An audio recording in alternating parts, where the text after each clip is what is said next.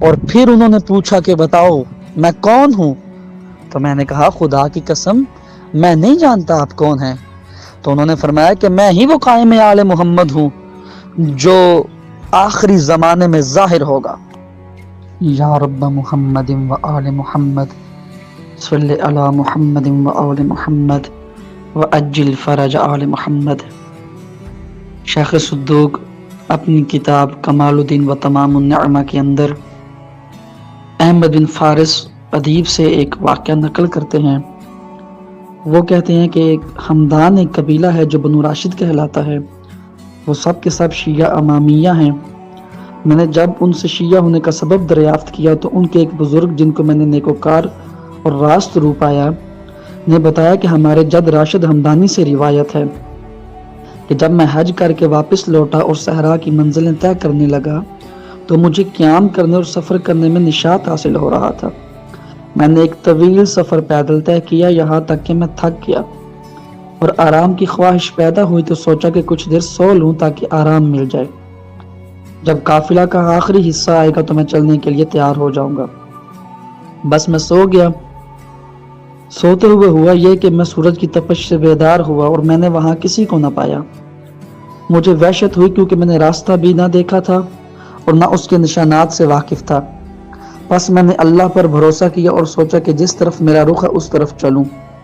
تھوڑا ہی فاصلہ طے کیا تھا کہ ایک سرسبز و شاداب زمین پر پہنچا جس پر کچھ دیر پہلے بارش ہو چکی تھی اور اس کی مٹی بہت خوشبودار تھی۔ میں نے اس کے درمیان میں نظر کی تو ایک محل دیکھا جو تلوار کی مانند چمک رہا تھا۔ میں نے خود سے کہا کہ کاش میں اس محل کے بارے میں جان سکتا جس کو میں نے نہ دیکھا نہ جس کے بارے میں سنا۔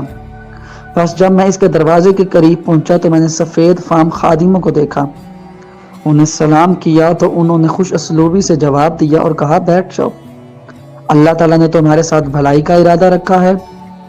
ایک غلام قصر کے اندر گیا، پھر باہر آیا اور کہا اٹھو اندر چلو۔ بس میں قصر میں داخل ہوا۔ میں نے اس قصر کی بنیادوں سے بہتر بنیاد اور اس سے روشن تر عمارت نہیں دیکھی۔ خادم ایک کمرے کے پردے کے پاس کھڑا ہوا، اسے اٹھایا اور مجھ سے کہا کہ داخل ہو جاؤ۔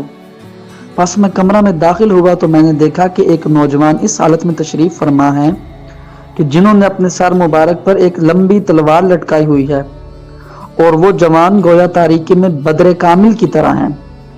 میں نے آپ کو سلام کیا، آپ نے مجھے لطف و مروت سے سلام کا جواب دیا۔ پھر اس نوجوان نے مجھ سے مخاطب ہو کے کہا کہ کیا تم جانتے ہو میں کون ہوں؟ میں نے عرض کیا خدا کی قسم مجھے علم نہیں۔ آپ نے فرمایا میں ہی وہ منتقم آل محمد صلوات اللہ علیہ مجمعین ہوں جو آخری زمانہ میں ظاہر ہوگا۔ میں اس تلوار کے ذریعے زمین کو عدل و انصاف سے بھر دوں گا جس طرح وہ ظلم و جور سے بھر چکی ہوگی۔ میں اپنے منہ کے بل گر پڑا تو آپ نے فرمایا کہ ایسا نہ کرو، اپنے سر کو اٹھاؤ، تم ہمدان کے رہنے والے راشد ہو؟ میں نے عرض کیا میرے سید و سردار آپ نے درست فرمایا۔ آپ نے فرمایا کیا تم اس بات کو پسند کرو گے کہ میں اپنے اہل و عیال کے پاس واپس چلا جاؤں؟ میں نے عرض کیا جی ہاں میرے سردار، جو کچھ اللہ نے مجھے عطا کیا اس کی خوشخبری سناؤں گا۔ آپ نے ایک تھیلی مجھے عنایت فرمائی اور خادم کو اشارہ فرمایا۔ وہ چند قدم میرے ساتھ چلا۔ میں نے ٹیلوں، درختوں اور مسجد کے مینار کو دیکھا تو خادم نے مجھ سے کہا کہ تم اس شہر کو پہچانتے ہو؟ میں نے کہا ہاں، یہ میرا شہر اسد آباد جیسا لگتا ہے۔ بس خادم نے کہا کہ اے راشد یہ اسد آباد ہی ہے، اب چلے جاؤ۔ میں نے مڑ کر دیکھا تو اسے نہ پایا۔ میں اسد آباد میں وارد ہوا، تھیلی میں 40 یا 50 دینار موجود تھے۔ میں ہمدان گیا، میں نے اپنے اہل و عیال کو جمع کیا اور اس بات کی بشارت دی جب تک یہ دینار ہمارے پاس باقی رہے ہم خیر و بھلائی پر قائم رہے۔ یا رب محمد و آل محمد صلی علی محمد و آل محمد و اجل فرج آل محمد۔